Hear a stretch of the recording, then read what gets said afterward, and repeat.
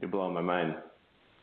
This is great. So that's that common terms that both science and spirit have had for thousands of years. We're just at a point where there are enough learned people to see the commonalities. Yeah, and that's one thing we've been seeing for a long time is all these teachers and you know the healers and coaches, like everyone's coming out of the closet now. It's like everyone's waking up and they're stumbling into some kind of life purpose and they're saying, oh my God, I am part of the service to others soul family, and I'm here to do something big, and I don't know what it is, right? And they're like, whether people are being fully successful in that mission or not, they are anchoring in a consciousness. They are anchoring in that energy so that whatever it is that happens, they are there as antennas and acting as a collective consciousness saying, I choose my free will to wake up. I choose my free will to create my future in a way that serves me rather than let somebody else create my future. And, you know, those that have been creating the future have been doing us all a huge service by creating our future so that we don't have to think about it, right? Setting up the systems and running the country so that we don't have to think about it, so we can keep hitting the snooze button and say, oh, I'm just going to sleep in a little more. You guys got this? Okay, thanks. And now we're coming into a level of spiritual adulthood where we can say, thank you, I'm ready to take over from here. So 100 years ago, let's say 116 years ago, 1900, it didn't work that way. Everyone created their own life. The only thing that was connecting us was the very beginning of radio and telegraph and books. So it was a very individual, specialized local bubbles of reality. When telephone, radio, and TV took over, this whole global way of running our lives was created. So it is not very old for us. Right. And that's one of those things that humanity itself has to use hindsight and foresight simultaneously. And that's a birthright everyone has. You know, everyone's had that moment where you see the past and then you clearly see your future, that you have the goals that you want to create. I say that that's a mystical experience. And when I say mystical, meaning you're engaging your physical and your spiritual intelligence. You're not in competition with whatever's around you, and the information and the data and the clarity flow, and you create mental algorithms that are called goals. And those goals become very advanced as the individual spiritual genius and the human genius takes over to make a thought construct that says, I will make a business. Whether it's a business that changes the world, a business that informs people, or a service-based something that goes out and educates people. Because educating people about the bifurcation process, that's probably one of the most singular, most important things to be doing in the next 20 months. You were asking what I see in the Akashic Record and what can happen tomorrow and the next day. An infinite amount of things can happen at every moment. So when I use the Akashic Record, I look at an individual person and I go into their crown chakra and I look at the total number of potentials that this person is creating through their thought constructs from that of the beginning of the being as the fetus in the mother's womb. That's where their living space and their dream space of the Akashic Record began as they immigrated to this world. And within those potentials is what's known as a 1 degree of separation. Everything that being will meet. Every person that it's ever walked upon the street, every person that's ever heard the breath. That is its equational representation of how it can impact the world.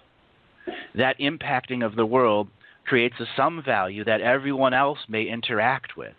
So in a mathematical equation or a spiritual mathematical algorithm, we all have a 1 degree of separation that gives us the potential of achieving a unity consciousness expression. Yes. I say it takes about 200 people that are in the intermediate level of advancing of lucid dreaming and common spiritual processes can make the first grid of a unity conscious, meaning they can share simple telepathic messages without a technological transference. There are 7,300,000,000 human beings in this world. I say there are 57 billion sentient beings on this world, occupying a variety of skin suits, both seen and unseen. Skin suits. I call them skin bags. Meat suits, skin suits, DNA lineage, occupation suits, ancillary precognitive workforce suits. There's 900,000 different models of human skin suit we can function in. This is great.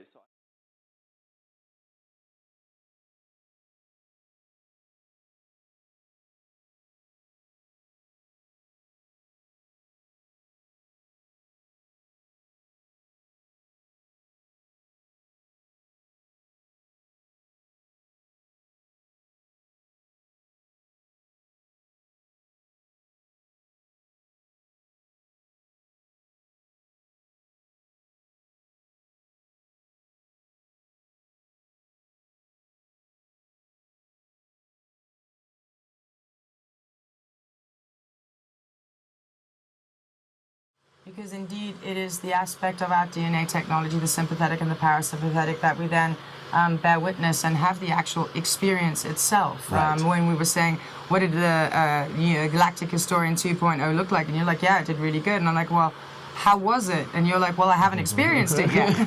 And so, the perspective of the sympathetic and the parasympathetic is huge. For the audience, can you just go and give us a really brief definition of your version of what the parasympathetic and the sympathetic means to us in this technology that we inhabit? So I'm going to go into the colloquial lingo of now. I am here.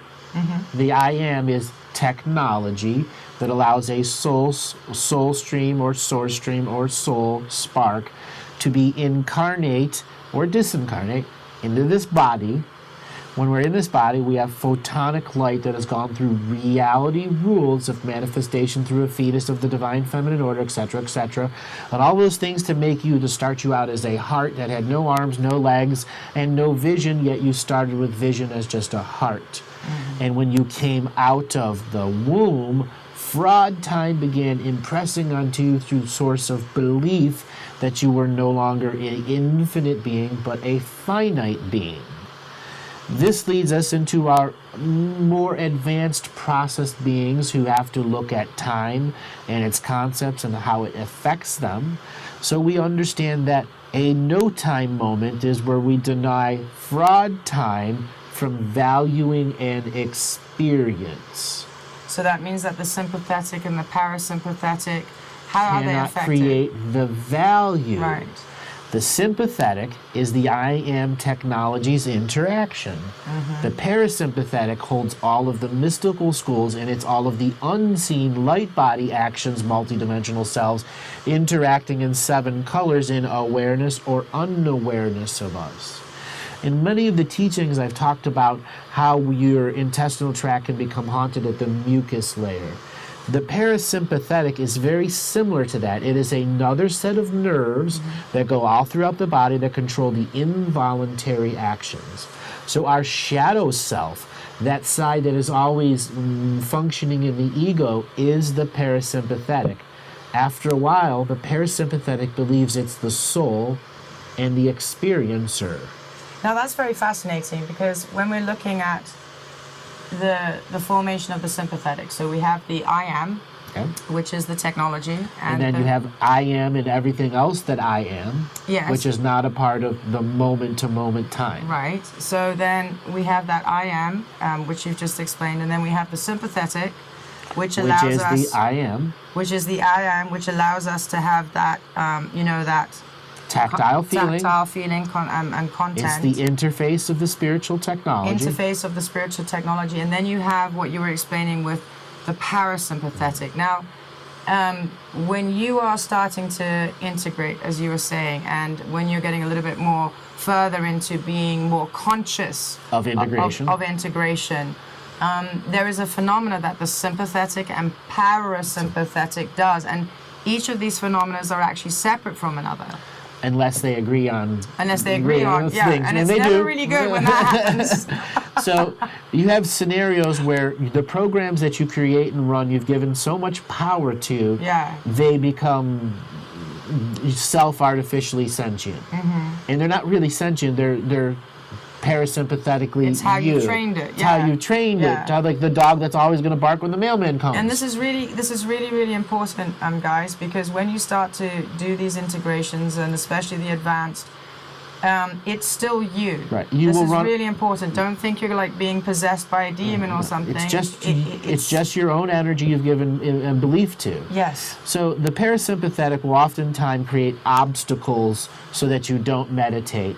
It'll make sure that the cell phone ringer is not off, so on and so forth. Those are some of the subtle things it does. Oh, for example, when you're going through a specific type of integration and healing, and all of a sudden the person's working, and you swear you can hear your phone ringing. Yes. And then when you go and or the check, text, or the text, and when you go and check, nothing's there. Nothing's there. It's almost like the parasympathetic started to do something it because activated your psychic talent because you're using cell phones, which are still dirty energy rules. So everything that's in your contacts of your cell phone is always in your contract as long as that phones are on. Yeah. So it's quite fascinating. So going back to some of the parasympathetic will make you think the phone is ringing because it'll use energy actually from the phone system to make your psychic aware. My phone's not ringing. Back to doing what you're doing. But you lost then that 1 second of integration of allowing then the sympathetic and the parasympathetic to stand down because you are the one in control, so that you can actually have that full experience in that moment and not be triggered into something that will take away because your sympathetic and parasympathetic has reacted. Triggers are the next layer where let's use the old technique where you put a dollar bill on the ground and there's a string attached to it and you wait for people to walk up and as soon as they bend over you pull the string. That's a trigger.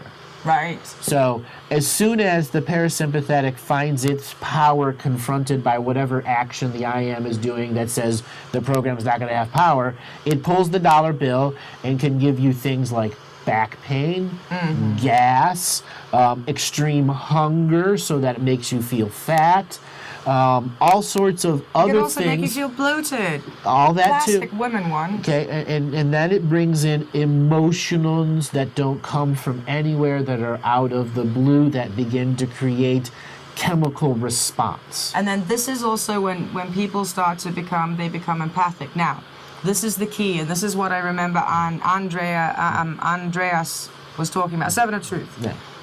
Andre. Yeah. And that was to define, is this my parasympathetic blocking something that I'm endeavoring to integrate, or am I picking something up from my surroundings? That's the parasympathetic is subtly turning on the psychic skills for you to become of awareness of something, and you do it yourself. It is Pavlov dog training you. Remember, it thinks it's the experience. Its base of understand comes as a program that was never the fetus. That's right. And you see, this has been done for so many generations with this DNA technology. This is literally where the words conquer yourself, know thyself, and know thyself. And yes, let's not use the words conquer, that's hierarchical, but know thyself, truly understand thyself is key. All parts of the self have the redneck that you don't want to have at the party. Okay? The one that you know no matter what is going to get drunk and ruin it for everyone else. We all have that rebel side. And the parasympathetic is that metaphor. It comes to the party unwanted. And if it can do it secretly, it will continue to do it secretly until you have done something that makes it do something up front, such as create chills up your spine when somebody comes in to make you think they're thinking bad thoughts about you, or to create whispers and begin to work with ghosts, or to activate your psychic skills when you're dreaming so your body gets overloaded and your dreaming body must crash into the body, giving more power to the parasympathetic. That's right. And then you also have those aspects of the parasympathetic when it becomes aware that it's losing its power. Yeah. oh my, the reactions will start to get a little bit stronger, and you'll emotion after emotion, thought after thought, stream after stream. It's doing whatever it can do to connect you to something to create fear. And especially when it comes to something that might actually help trigger an integration. Right. Now this is key, because sometimes I know for myself, you'll start on something and I will get so irritated, and I'll actually start to laugh because I'm observing the irritation. I'm like, whatever you're going to bring up is going to be so changing and so relevant, because I can feel it. It's like, well, how? And I'm like, I'm getting so irritated. It's like the weather vane. You start to recognize it. You know what I mean? It's like, oh, I'm getting pain in my arm. I know it's going to rain. It's the same kind of perspective when it comes to getting control again of the parasympathetic, so that you're not an action-reaction monkey slave of the system. Right. So the sympathetic side, after a while, it gets so beat up by the parasympathetic that it rebels against the I am. Yes. Okay? So there are times that the sympathetic is just as guilty. Guilty, guilty. In a no shame, blame, and guilt in world. a no shame, blame, and guilt, but it is guilty. Of becoming rebellious so that it can get attention from the I am. Yes, and that's when you start to get things like the temper tantrum energy. Yes, the temper tantrum energy. Your sympathetic will start to actually give you then things like outbreaks, hives, bloating, stuff like that. Or yelling at the kids for no reason, crying for no reason. And then also, all of a sudden, you're really looking forward to a good meal that will help you alchemize something. But no, it needs its attention. And all of a sudden, you feel sick as a dog, and you don't know why.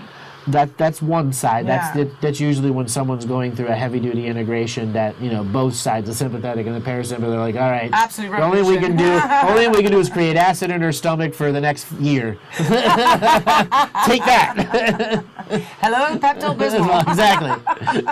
Because it does watch the commercials, and it is impressed by them. Absolutely. So the sympathetic is the gullible idiot on the road that falls for the propaganda too. That's true. It doesn't have awareness behind it. The sympathetic mimics awareness. Mimics it, and that's the key. And the the sympathetic doesn't have awareness. Yes. Only the I am is the awareness. Yes. It has programs. Yes. The parasympathetic mimics awareness. Mimics awareness, because what it's supposed to do is go out there into the metaphysical or the physical world. Yes. There are times where people get so overwhelmed with stress, they create a sympathetic program that instead of mimicking it, it's more like creating a cartoon version of it. Yes. And then this is where kids in the sympathetic training of cartoon laughter, so that the I am is a part of laughter for pain and makes confusion. That's that gullibility factor. When the sympathetic gains that program that is in that cartoon mimicking process of it, it can grow its own synaptic pathways separate of the I am and separate of the parasympathetic. But still affecting the technology. That's the key. Yes. So the parasympathetic is then running the I am. The I am is then merely an observer, and it can get to the point, and I don't know if you guys out there have It's the true ever slave had that. system. The I am is just an observer. Yeah, and I don't know if you guys have actually had that, but what happens is when the parasympathetic and the sympathetic are really running the show, you'll find that it doesn't even matter what setting or what experience you have, you can't find joy. You will not get anything out of the experience. You can't find your passion. Yes, it's almost like you are in the body, but you are numb to everything. Numb. You can't smell it right. You don't have then let's say you can smell it, but what happens is you have a memory of a smell, but the actual smell is not coming through the olfactory, it's being run by something else. So you're having what the parasympathetic has as a memory, instead of the true alchemical essence of that experience, of that moment of now, of the smell, with everything else in the algorithm or the equation, what you've set around you, entangled with it, which makes then what? A true moment of now experience, rather than living off a memory that the parasympathetic has dictated what it's going to be like. So it's living your experience from your past, but you aren't actually experiencing anything in this moment of now. Therefore, it is nigh impossible to integrate. And that's when Andrew was saying, for example, when it comes to alchemy and writing your journal, If you can't physically write your journal, you're faking it. Then you're faking it, which means it could well be that that soul is trying as hard as it can, but it cannot get past the sympathetic or parasympathetic program to create inspiration and creation for it to be manifested. And this is a really, really big deal to understand. This is really, really, really common, and it's everybody's infected by it. Because why? Because this is how the DNA technology has been trained and has been evolved over the centuries of capture, shall we say. So the next layer of the sympathetic, as it begins to create pathways and synapses of its own, usually this comes at that first masturbation moment, is where the I am is really there, and then afterwards the I am has had the chemical dopamine release, and it kind of fades out, and then the body feels really good, the sympathetic. And then after a while, if they create fantasy realms, afterworlds, and so on and so forth. You've got to think fantasy in those first masturbation moments. That is where the sympathetic, it is part of that process, was supposed to grow into the tactile feeling and sensation, so that it can create an even better experience for the I am. In our world of depression, regression, and obsession, there are times that the fantasies and the masturbations get so overwhelming, you create synaptic pathways to fantasy worlds that create heavy sympathetic haunting. This is what true possession is. And that's the next phase, and that's because what's happening is you have now set up the perfect scenario for an entity that has no body or is perhaps not connected to source, or for whatever reason will start to actually connect with your sympathetic, parasympathetic, and even though you're setting up again the perfect surrounding equation, you're creating an algorithm that gives you something that is of the highest elements in joy, you won't actually physically experience it, because all of the energy from this experience, the photonic light energy, the memories from this experience is being siphoned off by tacit consent, unknowingness, but it is being siphoned off, and that was the whole purpose of this exercise, so that those beings can cipher off these experiences and then have more of a real experience through this technology, and our soul spark just literally being right in the back seat. So the next thing is, the sympathetic is also the slave system that has to be at work. So when you have people that have been 30 years at a job and have developed heavy-duty back issues from the way they've had to do their work for that last 30 years, that sympathetic is in pain all the time. And that pain can create heavy-duty emotions that lash out. And this is where patriot and war programming from the slaves has created a multi-layered generation of people that are in chronic pain. And that chronic pain literally tries to take over the parasympathetic. And then it will, if it does, it'll try to eat the I am. Yes. And these are when people that have fallen so much into pain, they can get no help from no one. They're in the depression, regression, obsession, post-traumatic, and all that, and they are shrinking and literally consuming their own sinews. It's so horrific, and it's so sad. What can we do when this happens? This is, once again, the being allowed to experience photonic light. Yeah. Sometimes the sympathetic in that pain lash out will create scenarios where your skin may even burn in the sun. It's got that much power. It may even be a demon slayer sympathetic side that won't allow anyone into its territory. What do you do? What do you do? That is where you need contract revocations, where you get the internal energy to say it out loud, even when you're in pain, because you will notice that the pain will decrease and decrease as you pinch the siphon that is going out and begin to realize how much of your infinite energy is just flowing away without you even being aware of it. And that's the key to all of this: awareness, awareness, awareness. And when one hasn't been given perhaps the knowledge and then able to have had then through this knowledge the experience which depicts then the understanding, when you're not aware of these things and you're just being run by emotions, a lot of people go to psychologists, psychiatrists, drugs. Is this an immediate way of helping until you can find then the true soul help? It is not preventative in any way, nor does it actually perform what it's saying. It's all placebo with heavy metals in the drug, along with some other hormonal changes that changes the perspective because the hormones have been changed. Yeah. The chemical process has been manipulated to mimic an I am experience. So then every time one does then endeavor to go into the clear, and there's a reason why I'm asking, every time one does then endeavor to become to the natural state of being, what happens is all of those old triggers and siphon systems start over again. Correct. So the key is then, the first key is becoming aware. And sometimes a really nice exercise is literally just touch. Yep. Touch.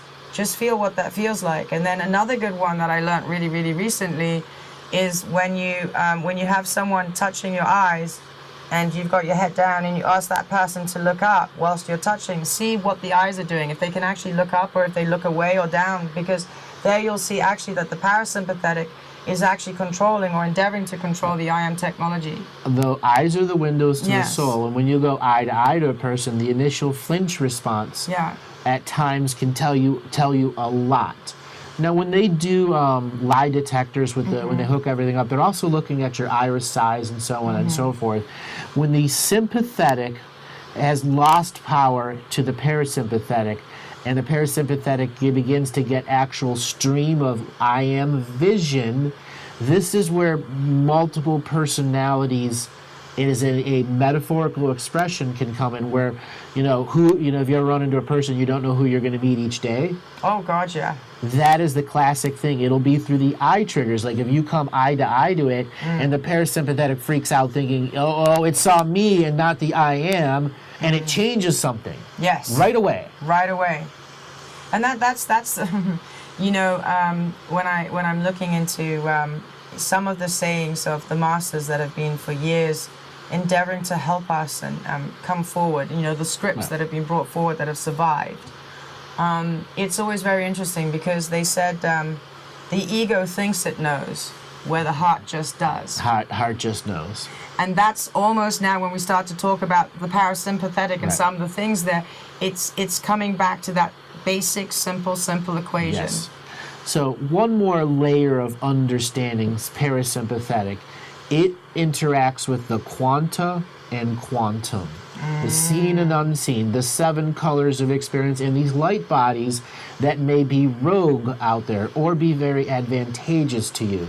It is the parasympathetic that sends snail mail to your light bodies in far off positions that may have faked a stamp of the I am. And to those other pieces of yourself stuck on other timelines. Who are waiting for I am mail. Who are, and then who are very, very, very advanced adepts and know this point of awakening and have actually siphoned off your parasympathetic through their understanding of highest alchemy. Right. And are now just waiting until the parasympathetic has enough control over the technology so that they can impress their own persona and then literally, as you say, take over the soul spark that's inside. Right. And that happens all the time. Yes, more times than you can imagine. Midlife crisis, classic. Exactly. Yes. Teenagers coming into sexuality, classic. Ooh, yes. Okay. What can you do about that? Conscious application of the sacred. Neutral. You see, I got it right in that right. You're doing good. So, parasympathetic. It has so many avenues that we can go down. We explained the sympathetic side, and yes, there are some more that I could go into, but what I would like to put forth on the parasympathetic is an understanding it can get haunted at the dream world level. Yes, it and can. Not the physical parasympathetic side. So you could really not be your parasympathetic is not really in control of, you're kind of a balanced person, but it's the unseen dreaming side, because the parasympathetic is a part of your dreaming world. It's the medium in which the I am can download dreams in that first 10 minutes, and it's also the medium that makes the I am aware of a dream so that you can fly through it. And that's why it's so easy for it to go rogue. And think that it's the experience. Yes. When you get that key, if you understand, it thinks it's the experience, and it can go rogue, and it may decide to create other rogue agents of yourself. And then in the dream world, for example, Yes, this is a classic. You know, when people move house Yes. and they go to a new place. Yeah. And they can't fall asleep there. Yeah, they can't fall asleep there, and something's happened. And they realize also then perhaps with their family that ever since we made the move, Something's different. Something's different, and I can't quite put my finger on it. And then you see things over the weeks and the months and the years, and a lot of people, they just then forget about it because, oh, well, it is what it is, or okay, his grandfather, something like that. All these little clicks that start to take you off the actual awareness path of, oh, hang on a second, something's up. My original signature frequency is being impacted by something. What is it? Or my child, what is it? Let me have a look and let me see energetically what this is, and then let me put out a few tests for myself to know if this is indeed the parasympathetic, or is this indeed a soul spark that is needing help? What is it? I've got a stream that it's just so unique. Okay, go for it. I'm going to put out a non-hierarchal challenge to everyone out there to put into your search engine Parasympathetic Wiki.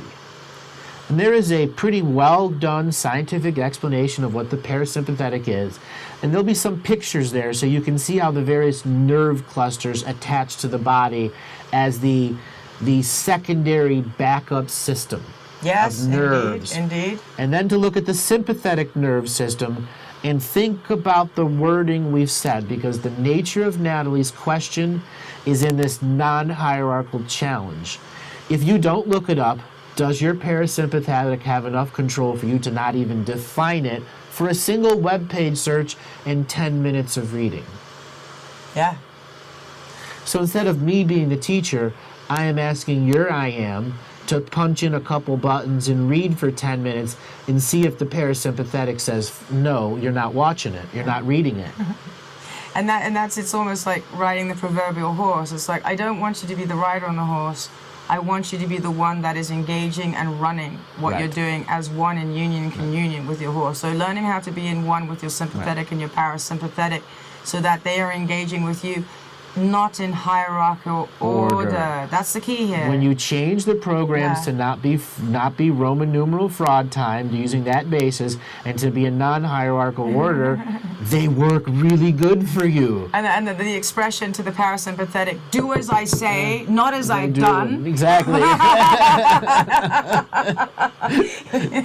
These are fun things, and you can actually sit there and talk to yourself in the mirror. Look at yourself in the mirror. This is high adept, actually. And that's why a lot of the adepts used mirrors and specific candles to start understanding the other parts and pieces of themselves. How did the parasympathetic react? What are my pupils doing? Exactly. Where am I getting a twitch? What am I feeling along my spine? Where in my body, if anything, am I feeling something? Right. So you have an opportunity to learn about that parasympathetic thing that's out there.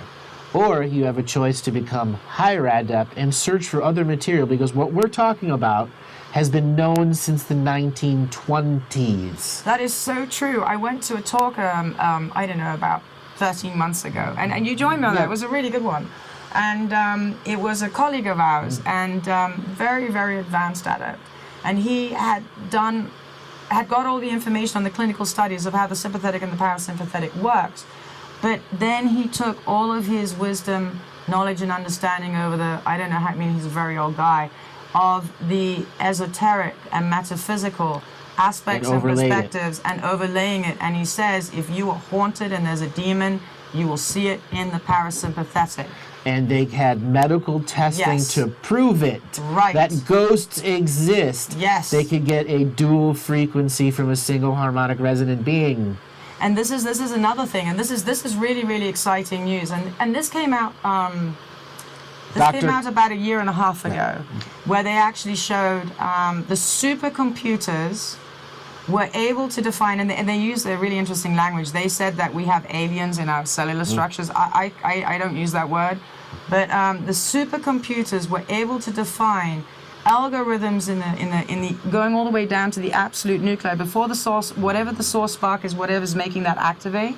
They found algorithms that were foreign.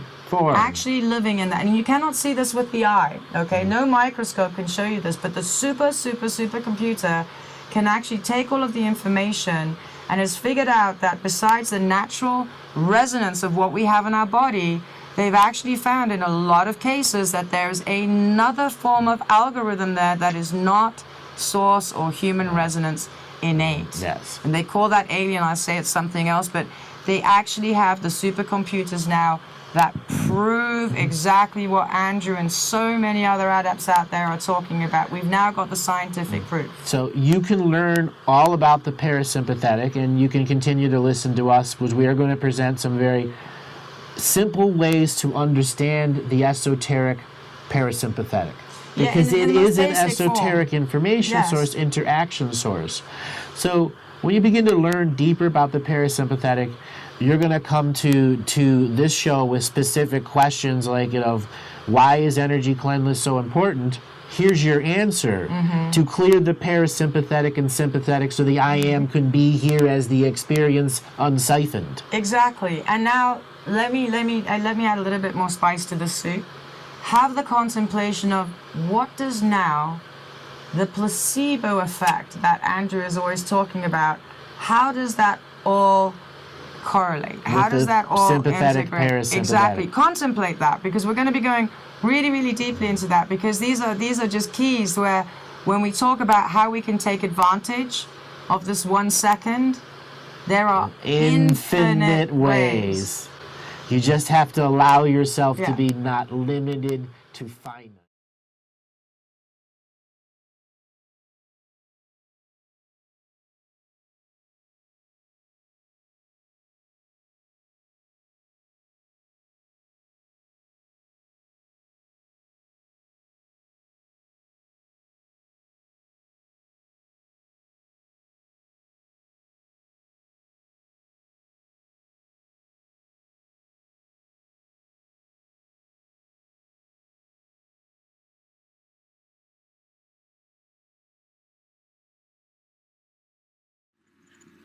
What I sort of perceive, right? Yep. And I'm sort of in this interesting space where you can say, because I've worked with Andrew and I create his videos, I've got a vested interest in him, and that's cool.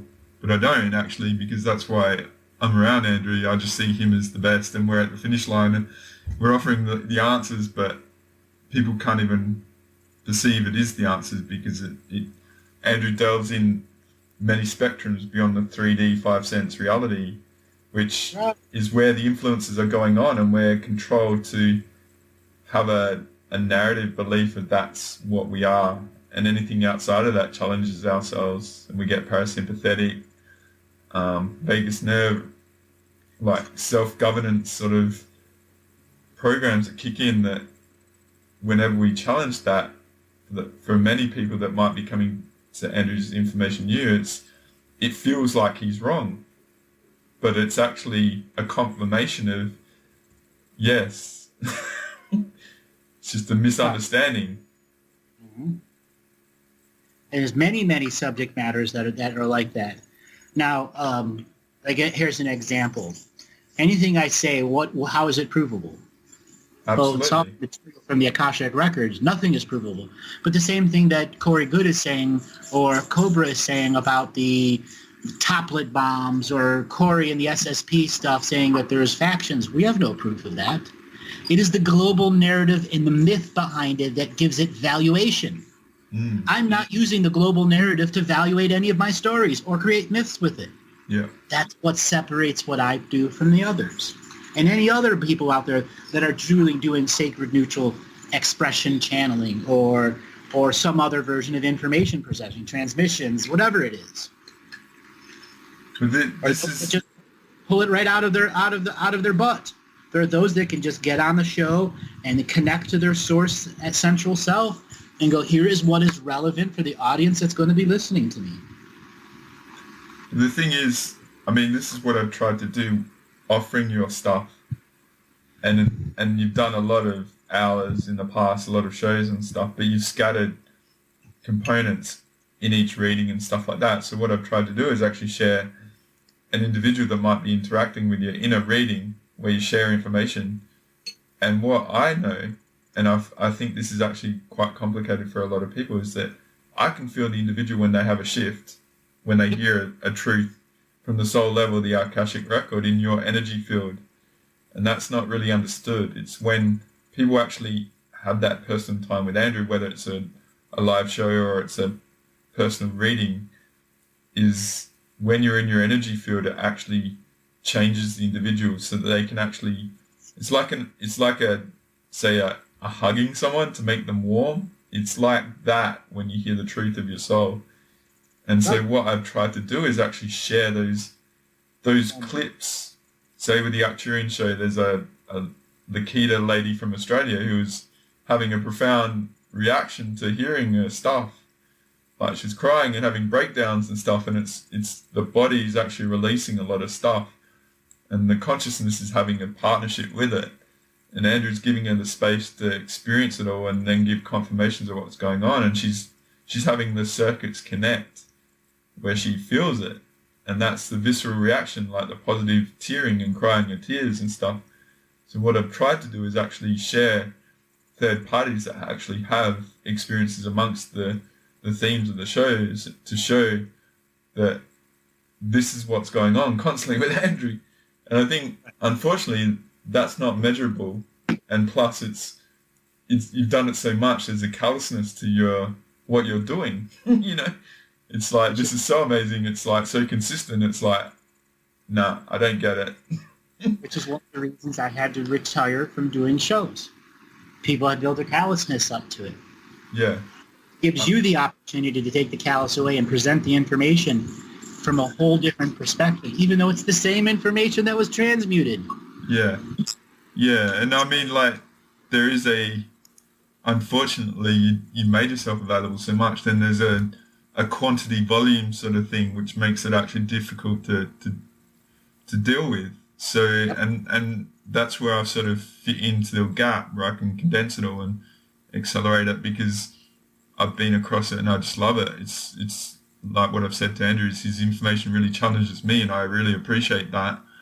And because he operates from a sacred neutral perspective, I'm very sensitive, and I can't deal with people because I can feel their blocks, all their beliefs, all their unresolved issues, their chips, their etheric implants and all that sort of stuff. And I wouldn't be able to have the stamina to stay around as anyone else's stuff unless Andrew, to me, is so clear. And I mean, that's that's a perspective from my part, but I don't get damaged from listening to your stuff. And that's because you don't have any baggage. And unfortunately, I see a gap, unfortunately, because you're not doing the live shows where people can't get that experience. But honestly, a lot of people are sitting back and they never took that chance, and they were waiting. They were sitting on the edge of doing it, and they've done that for years, and now the chance is gone, so they'll miss it. I feel there's a loss there, and but I appreciate how much it takes out of you as well, you know? You know, if the Eagles, after 28 years, going to have a reunion tour, so can I. Well, to me, all right, what I'm trying to do with this information that I'm doing is to help accelerate people to get to the place where they can actually ask the questions that haven't been asked. And my guess is when you feel it's time and people are caught up and they're at a place where they can actually take it to the next level, then there might be an opportunity. But you'll see it in the frequencies of all the realities and all the perceptions you have, and you'll decide that. But I could go back and do shows at the beginning of the year, but my format would be different. All calls would be pre-screened. It would no longer be random wheel of callers. So I would know what their questions are ahead of time and determine if it's 9 people who want to know what their purpose is, or 8 people that can't listen to the material and do one piece of sacred work. I don't want to do those callers anymore. It's the same thing I repeat to them over and over and over and over and over again. And then they want to know their galactic history, but aren't responsible enough to know that it's what it's going to do for them. And if I run across a person that has done no spiritual hygiene, does none of the actual revocations, maybe once a year or twice a year, they come out and do something, I don't want to do sessions for you. Call me and pay for a private. Okay? Then you'll get that individuated time. I want people that are doing the work, already doing the work, already seeing the success. getting on top of their intestine and their dreaming bodies and clearing out the toxic, like detox and stuff like that. Yeah. Yeah, they've already done it. Simple as that. They've actualized their potential rather than sitting back and waiting for us to be rescued. Others are limiting me at that point. Because I'm pigeonholed into a standard garage fixer. You need new tires. You need new oil. You haven't changed your oil in 5 years. Okay, that's not what I do. I'm not a garage hand. I don't put the hood up on you and replace plugs and wires. It doesn't work like that. Okay? Yeah. And then a year later, those plugs and wires blow out because you can't hold the frequency. Absolutely. Like there's a pattern that I know around Andrew, and it hasn't been made off it. And it's not to make it negative or anything that has happened in the past, but what happens is people can't maintain themselves around Andrew. And then it's like you need a lot of psychic stamina to be able to actually be in his field and be able to maintain yourself for a long period of time. And a lot of people, what happens is if they've got cracks in their dam, it's a weakness, and there's this constant effort around Andrew to mess him up. But then he's so strong, it's the 1 degree is vulnerable. And another aspect of it is because I hold such a high frequency, it is a choice. And those around me always have a choice. And when they go back to what I call their character flaws, ones they know they're not taking care of, where denial is a real thing for them. Example, when you have somebody that's in a 25-year relationship that they should have left at the 5th year. 20 years later, if that person is still in the relationship and tries to, let's say, come and work with me, those character flaws become Mr. Smith portals to them and their own success. Yeah. Okay? Yeah. It's not, when you maintain high frequency, you attract signature frequency matches. Unfortunately, some of those come with character flaws. Absolutely. Now, I'm using this word order for a reason. When you've denied something long enough, it is an actual flaw in your character. So your moral code doesn't apply to all subject matters where it should.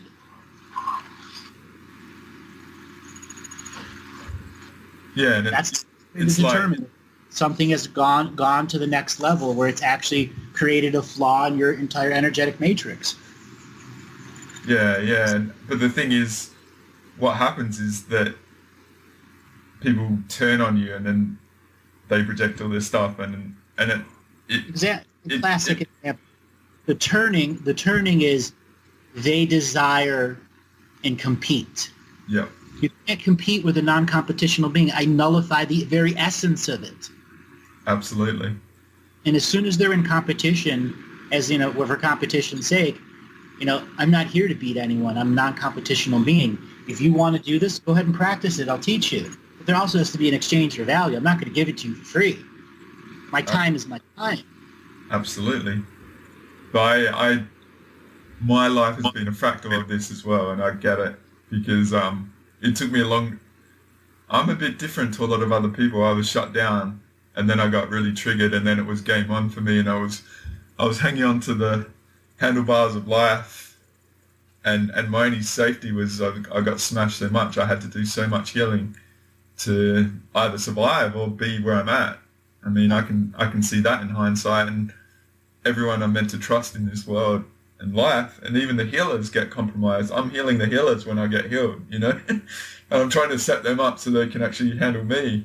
And it's like, it took me a long time to accept this, because who can teach you it, Exactly. And I've even had this interesting experience, like the last week I've been reflecting on, say, a certain individual in my life, and I set myself up for some failure because I explored the perspectives that they were offering me, and because I played with my own shadow. It's like what I'm not willing to take, I explore, because maybe I'm not seeing what I need to see, but it's like, nah, I am seeing what I'm seeing.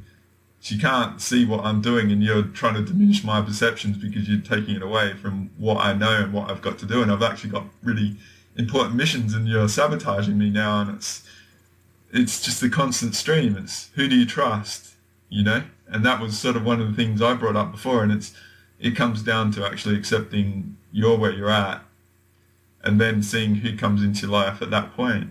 you know? Let's break trust down. I've done this on some Living the Mystical Life daily shows and a bunch of callers. Let's go through the mechanics of trust. Okay. So does trust start the seen or the unseen world first? And it is hierarchical with this conversation. Yeah. Trust is a hierarchical scenario until such a time you learn non-hierarchal trust. Yeah. Which is pure willingness available on demand. Yeah, it's an interesting way you put it. Because what is trust, I guess? But I guess trust to me is, what trust is you can let your guard down and just be yourself. And who you are is enough. And you don't have to be anything other than you are, you know? So if you can exist like that, and those around you accept you for who you are, and there's no judgment or justice or anything like that, and you can have the space to be your truth all the time, then yeah, that's probably the first cornerstone for myself, mate. That's actually like the 4th or 5th stage. Okay. So let me explain first. Trust has a sympathetic and a parasympathetic response behind it. So family, blood, immediately has a hierarchical value of trust in everyone until such a time the family does something that takes the hierarchical value away and they learn love a different way. Okay? And there's the parasympathetic response, which is this person's energy field some form of signature frequency match for healing me? If so, engage self-defeating habit patterns of trusting someone who you shouldn't trust.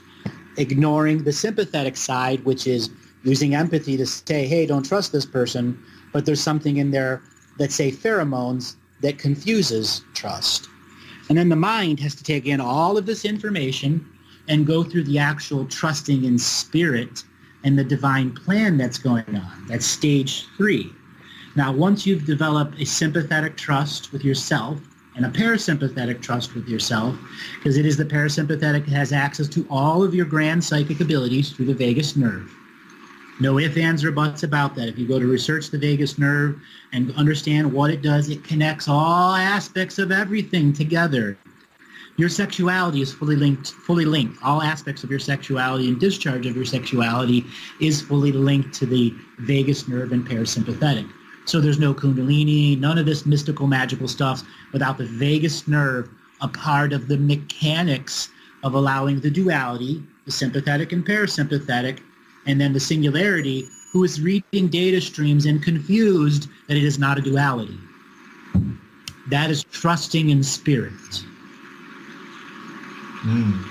Now take your definition and play it right after mine. What you are describing is you've already reached the point of sympathetic and parasympathetic trust, and know there will be always people that will be like pendulums who pull you away from your inner process, and where you have to say, no, what I'm seeing is right. And yes, I chose to play the shadow game because I understand if I ignore the shadow, it will gain strength and I will not know its strategies. I, as an awake and aware being, must regularly do some form of inner shadow work, accepting and loving it. Hey, shadow, I see you. I love you. You are part of this light world. You are never not a part of this light world. And I bring you into my illuminated light so you, shadow, may teach me through humor and opposition. I see that. Be my inner jokester. Joke's on you, dummy. You fell for a shadow trick again. Yeah, it's just not getting complacent anytime, no matter where you're at. You got to constantly challenge yourself. And the complacency is where,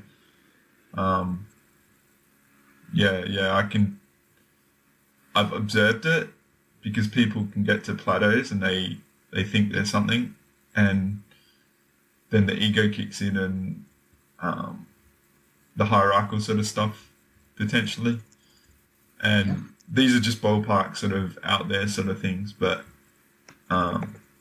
very interesting, mate. That was pretty good. So what you've just described, that plateau, it becomes an enlightenment trap. Yep. Now, I know you've heard me talk about this subject matter before. So enlightenment traps are where long versions, the long game of trusting in spirit, can be confused by external or internal entities we've created for self-defeat. Say, we know we need to change our life. And I'll use a common theme of callers. They have a job that pays them well. They have family, so on and so forth. They've carved time out, but really more than a couple times a year. That in itself is an enlightenment trap, that that's all you can do with your slave job and the amount of money that you're making. You can make many, many more choices. Yeah. It's about saving your energy and not every day, 40 hours a week, having 165% of yourself there.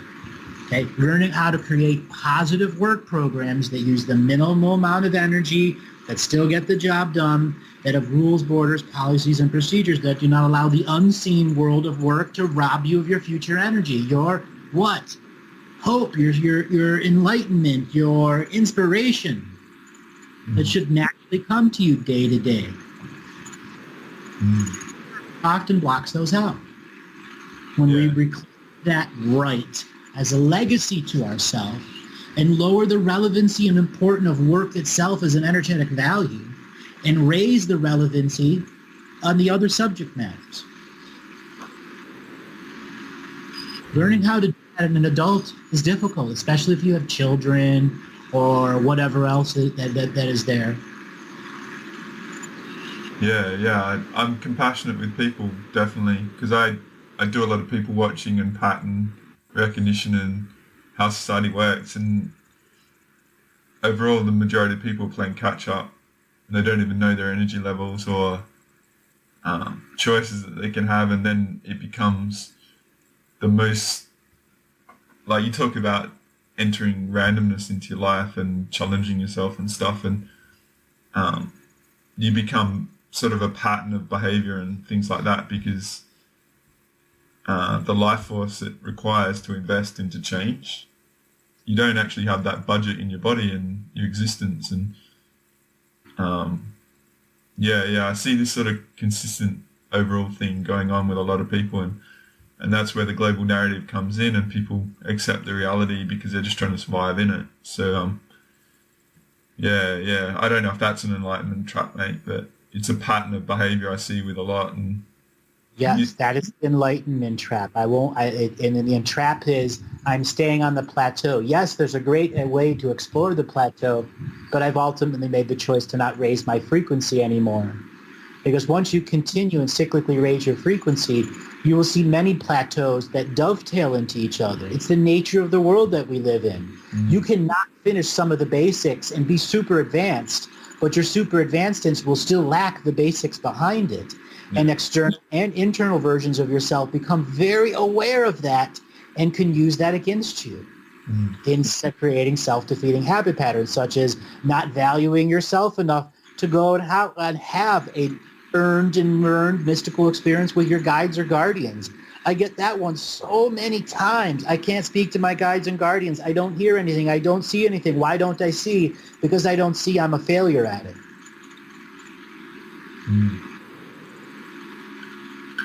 Yeah, I don't want to go too far away from trust. But no, this is still trust. Yeah.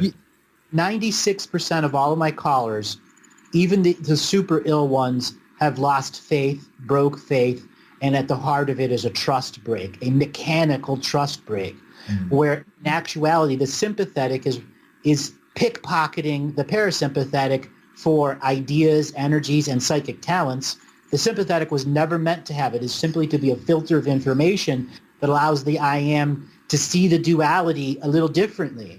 And the parasympathetic's the raw data. Here's the actual numbers it takes to do each thought, each bite of food you do, each breath, the total volume of energy, because the total volume of energy is a living algorithm of resolution. All aspects is a living algorithm of resolution. That's what the fetus in the womb, great grand dream was. Many fall away and stuck in the enlightenment trap that the fetus is dreaming everything. No, it left plenty for you to dream. But you're not a duality, you're a singularity. And once you understand the break in trust between singularity and duality, this is what happens when we go through puberty. The thymus becomes active. Are you familiar with the thymus at all? The thymus is in the organ around the heart, a part of the endocrine. I was quite across it, but I haven't reviewed it for a while. If you want to explain it from your perspective. It's actually known as the high heart. Now, the thymus is what's called a one and done organ, and then the body absorbs it. Right when you reach puberty, it gives you 300 times the amount of hormones for you to go through a growth, which is actually an update of the firmware in your DNA, so the rest of your full I am technology can come through. Now, many people are not properly loved or learned specific actions that make I amness necessary. Like when you look at children, there just comes a point where you realize they've awakened to their I amness. That's where the DNA technology says you don't have the innocence protection anymore from the DNA lineage. And yes, people are asking, what about if I had a crappy young childhood? Well, because your lineage was trying to teach you that as a fundamental basis, because when you became an I am, it would determine how you would affect and see the world. If you were abused as a kid, you're going to be seeing that through the filter. In such a time, you can remove that filter to still a parasympathetic vagus nerve heal. Yeah. Do that by observing the sympathetic and allowing the sympathetic, like a horse, to take you on a track of the parasympathetic and see all the little things it's set up, okay, which are chess moves. Chess moves that say, well, every 5 days I'm going to give you a craving for sugar. Now, you're going to go on diets, you're going to do all this stuff, and you're going to beat it, you're going to lose some pounds, but guess what? I know you, sucker. You can't handle anything more than 16 days, and after that, you just go back to yourself. So in 16 days, I'm going to win. I'll let you take all this energy back. And then the diet goes away, the weight goes on, the misery starts, and the parasympathetic says, sympathetic, I'm now taking power away from you. I'm running the body. I'm the experience. Mate, you should go to Egypt more often. You're on fire. Yes. I'm holding on for Grim Life here. He's going pretty well. No, I'm just joking. Like, you're in good form, mate. But I get what you're saying. It's very interesting. Very, very interesting. Because what you're saying here is many, many different paths of many different people, but you're saying in a way that many can empathically appreciate it. Because just imagine you've been through those experiences and maybe listening to these sort of things once or twice, and then put yourself in the shoes of an individual that's been through it and appreciate it. Because a lot of the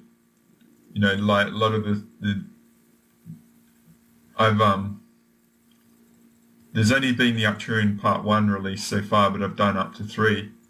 And Part 2 is the undercover incarnators. And a big part of that is using the Arcturians, because there's been so many callers where a lot of them have been smashed, absolutely smashed. Or there's one lady from Holland that was actually abducted many times, and the Arcturians shut her down from having a conscious and awakening because the timing wasn't right. Because the coast energetically and on the soul level and in the reality wasn't clear for her to be awake. And that's probably a good show. I'm not sure if this will be out before then or after that, but it's just to get an appreciation. There's a pattern of potential going through a lot of shit, but what you're saying, it was a filter, which is interesting. And then there's a time where the filter gets released. But I sort of see this reality, mate, and this is my perception, is it's like an incarnation D-Day. Yep. And we're incarnating into Europe with the Nazis sort of in control. And a lot of us are actually, if you ever watched the miniseries Band of Brothers, which is really awesome, it was following the 82nd Airborne that paratrooped in behind enemy lines before the actual landing itself. And we're like the 82nd Airborne incarnators that are here that's got the toughest mission. I've actually said that in many shows. Yeah. And breed them. That's who will win.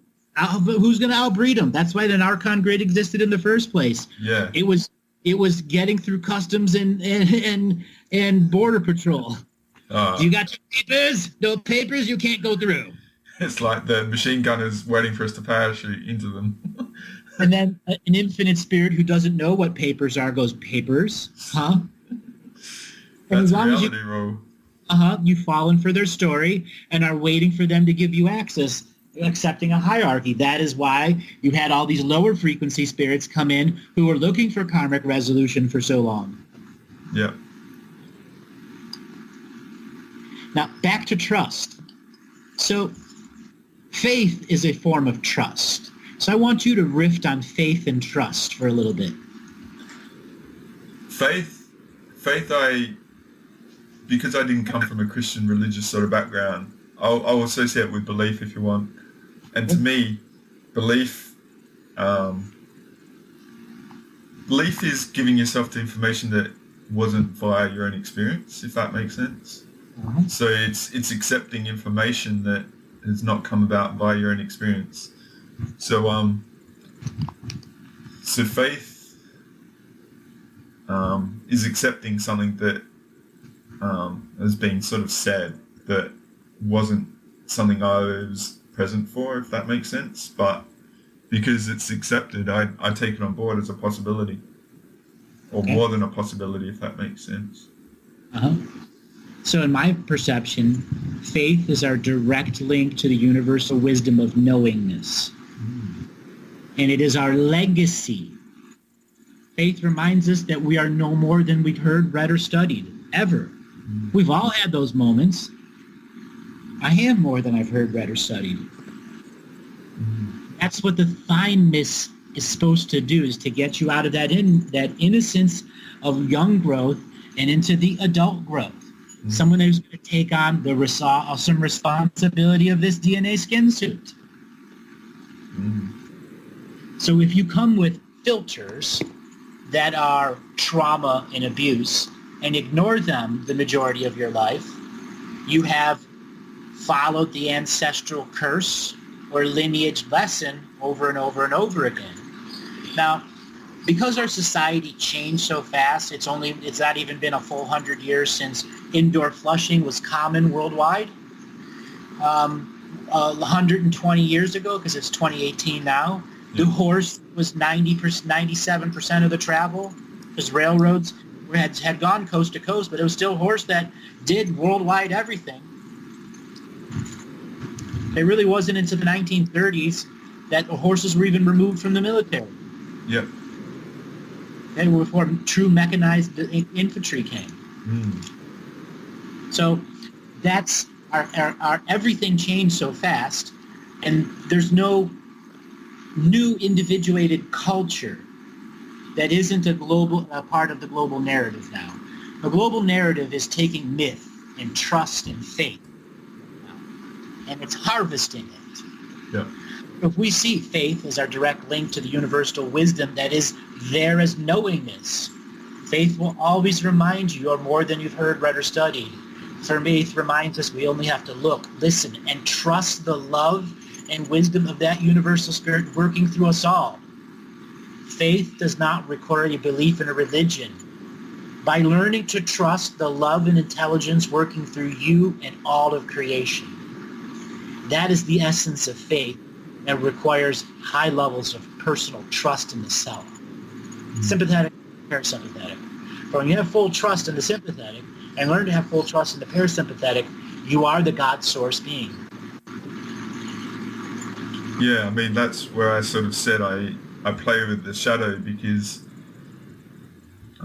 there's so many variables at play, like we've talked about the solar system and the frequencies of Earth, and I don't know, since in the last 2 months there was massive solar action, a lot of earthquakes and stuff like that, and all these things are constantly in flux, constantly happening. And sure, but we long bout of no sunspots and no solar activity, like 85 days. Yeah, all I'm just saying is how I'm sort of applying all the things that I can sort of perceive to challenge myself constantly, to see where I'm at, to see where my parasympathetic is. Okay, so let me you do muscle testing, right? I don't, but I can sort of sense. I don't even need to move my muscles. I just know, if that makes sense. But go for it. Whatever discernment technique you want to use, and this applies for anyone listening. Any discernment technique out there. All right. So just hear these as a statement, and as your body we're going to do what's called a litmus test. Okay. Is it balanced, pH balanced to it, or is it acidic to it? Okay? Yep. A newfound trust will transform your perception and experience. That is when the God source being who has come to understand the steering wheel of the sympathetic and the engine of the parasympathetic. The engine of the belief is run through the parasympathetic, and is in the central vein and artery is the vagus nerve. Now, opposite, how we take control of our sympathetic is through self-healing, self-nurturing, self-love, and ceremonial expressions that connect us and interconnect us to connectivity. Connected is one thing, connected to the self, to feel I'm in the body, connected to the nature around me. Yes, finally I'm feeling a form of oneness, and then interconnected, many forms of oneness, and then interconnectivity, all forms of oneness for the God source being who is learning to ride the motorcycle of belief engine, who's learned to trust. If you've ever rode motorcycles, what gets you into trust of how to ride a motorcycle is trusting your tires. Yeah. If you do not trust your tires, you will fall and hurt yourself over and over again. Yeah. Because you need to have the speed to have the momentum to have the tires work. Otherwise, you won't be going fast enough. Yeah. Right. And the same thing applies to riding the engine of our beliefs. Mm. Now, here's an example. Every day you wake up, you know the sun is going to rise. You trust and believe in that. Yep. Now we have a group of people, a bunch of very sore, mediocre people calling flat Earth that the sun doesn't rise. Right? So here's why I equivocally say, flat Earthers, you guys need to grow up. You're suffering from a mind virus, and the only way for you to get out of it is to stop believing it. That is the only way to cure or immunize yourself to the mind virus. Yeah, it's fascinating. Forgive yourself. It's okay. You still learn something from it. How not to be going. How about this clickbait, mate? All right. It's okay to be wrong. Okay. You can admit your fault. There's no wrong with, and it's bravery admitting that you're wrong. Yeah, that's one level, but accepting it over days, weeks, months, and years, that's where most fall back to the plateau and go back to the enlightenment trap. Mm. Mm. Like, here's an example. I've opened this new healing retreat center here in Barbados, and we've run a bunch of people through it, and I did documentary videos, ran a bunch of people through it when I was in Seattle, and we're at a point now where there's a separation of densities because we're put a call out for those who truly want to go and do vision quests without the medicines. Mm-hmm. It's a service that just isn't there in our communities because so few people know how to hold the space or to engage existing technologies to make that a repeatable experience, literally repeatable. Mm. And their bodies fight against it days ahead of time, sometimes months ahead of time. And then they get there and they have these healing crises and meltdowns. No, I can go no further. Their reality is cracked so much because they've learned to trust an environment, trust the people that they were with, trust the spirit that was there, and then try to trust their own energy enough to ride the motorcycle just a little bit. Let's say while they're in a flotation tank or in a deep meditation or doing yoga to start the day or whatever it is, the package that we're putting together for them, which is designed as an immersion-based healing to give you the no-drug mystical experience that is repeatable day after day after day.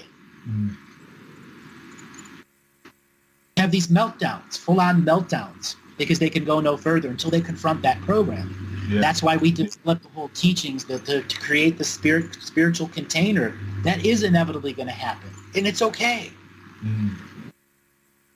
Now, as practitioners, you can't take it on. You can take none of it personally. We created this space to do this. Now, you get these flippant people that say that they're going to come for 7 days. They arrive, and they can't arrive early or on time. They're 45 minutes late every time. Yeah. What does that say? And we don't start till like 10 o'clock in the morning. It's programs of self-defeat. Exactly. Programs of self-defeat. Now, people come to have the experience or the healing or the reduction or the change in life force because we have a tremendous amount of people who just come because their quality of life has been so reduced because of an ailment, a sickness, so on and so forth. Yeah. And we can invigorate their faith and their trust in themselves and their environment and send them home with skill sets to change their environment, to deal with their long-term illness. But do they do it? Now, from my experience, through running the system and through my own personal healings, private sessions, and public sessions, those that are truly dedicated, committed, and have courage beat it every time. Okay? But it is a journey into that commitment, courage, and self-love. Now, there are times that people survive it and they're butchered. And that's where a part of their I amness goes away. It's been deleted. Let's say you had a cancer patient that had an arm removed, or a diabetes patient who lost a limb or was in long-term coma and came back and just isn't the same person. Yeah. Or it was in a car accident and they had a traumatic brain injury and they're just not who they were. And they want to get that back. Okay? Those, if they understand the recipe to wellness and get over the many levels of instant gratification and healing, healing is a long process, not an event. There are events in it that are gigantic, but we can't rely on them as the only ones. They're there to inspire you to have the next level of accepting this and surrendering to it. This is where we're offering medicine journeys for those that are truly on the path of wanting to heal. Yeah. It's for everyone right in the beginning to jump and do. There's preparations that need to be done. That's why we offer whole coaching systems. Yeah, one of the sort of things I'm wanting to put together at some stage is about pilgrimage and stuff. Well, that's what we do with our system here on the island of Barbados, is to get people to go through 90 days of preparatory coaching, to come here to go through the system as a vision quest, as a healing, as a mystical experience, and to learn how to let go of the laws of expectation. Yeah. How to send treatments forward in time to yourself before you even get here. But the whole idea of pilgrimage is, it's not just like a work up to the last minute, then you've got 2 weeks off and then you're going somewhere to get away from your life and then come back. It's all about, you set yourself up before you go, so you're ready before you go. You do it like the mind, body, heart sort of thing. Like you get the body ready, you do the detoxing, and you set your mind up for what you're going to go through. And to me, mate, I learned this a long time ago, like learning meditation and stuff. People go to a meditation class, they want to have a gap in their lives and then they go back to their normal lives. For me, it was, why would I want to go back to that if I can experience this? Why not just live it? I had the experience, I know it's possible. Why not just live it all the time? And you know what I mean? Like integrate it into who I am, and then what happens to my life if I have it as a foundational component rather than something I'm trying to just have a gap to in what I was doing. So to me that was obvious, but it's taken me a long journey and a lot of experience, a lot of interactions with people that have had blowbacks that have led me to realize that most people don't seem to want that. It's funny. It's just very funny. But that's when the sympathetic is running the body, and oftentimes that sympathetic that's running the body doesn't even know that it is a puppet to the parasympathetic, because it's still the parasympathetic doling out all of the deja vus, all of the dreams that you're going to actually remember. So many people tell me I can't remember their dreams, and I go, well, I don't say this to them, most of them, but it's because your parasympathetic is running you, determining, adapting, whatever the hell it wants. Because it believes it's the experience, not you. It believes you're just an aspect of the sympathetic, willy-nilly through the world, wanting this and that like a little child. There's one thing you said earlier which I want to go back to because now I caught up. It was, you said you have a lot of people saying you want to connect to your guides and stuff like that. And I don't see any. they're wanting you to sort of bring it about. And before you get into it, I'll just say how I feel. And, you know, many of the things Andrew's talking about here, I still have the challenges with, like remembering dream time and stuff like that. But the thing I feel I've got is I accept where I'm at.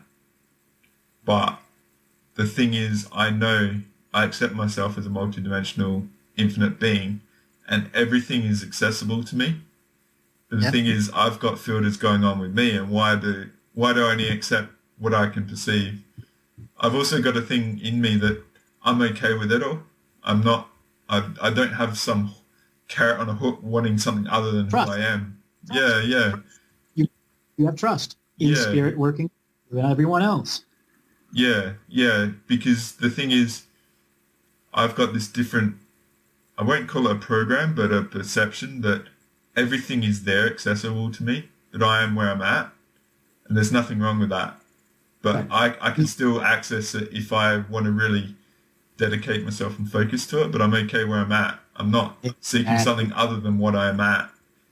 If that makes sense. Equal to your level of awareness. Yeah. So many people want to access, you know, one of the things I was in when I was in Egypt, I had some people asking me questions left and right, and somebody asked it something, you know, can you teach us the many secrets of this or this God or that God? And I go, you know, it's not like a spiritual Tinder, just, you know, bring up the God and say, hey, can you give me all your source codes?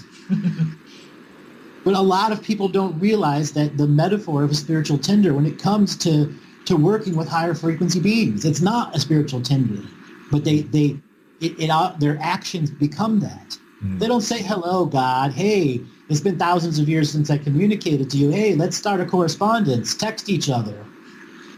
Not just, hey, give me your booby shot. But what I'm sort of suggesting how I interact is I feel that there's a big gap in that. And what a lot of people feel is that there's some talent that's out there that they don't know, they don't think they have, or they don't know how to get, or they've accepted that it isn't for them. When in actual fact, everything is available to everyone all the time, but it's an attitude shift. And say, it's very subtle, but it's very important, because most people think they aren't what they are.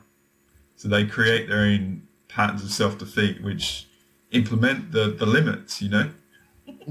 It actually broadcasts the reality itself limitation. Yeah. Don't give me this. It's like, I can't get it. Okay, so you can't get it? We'll not give it to you. Exactly. That's creating it all. You're manifesting your reality. Yeah, it's like, you can't get us? All right. We are broadcasting loud, but you're just not tuning in. So we'll not give it to you. You've got to go through a life, or many lives, of not actually having it. When you go and have your review and you realize, oh shit, I did have it, but I believed I didn't. Right. Now, faith and trust are that exact expression of what you're doing.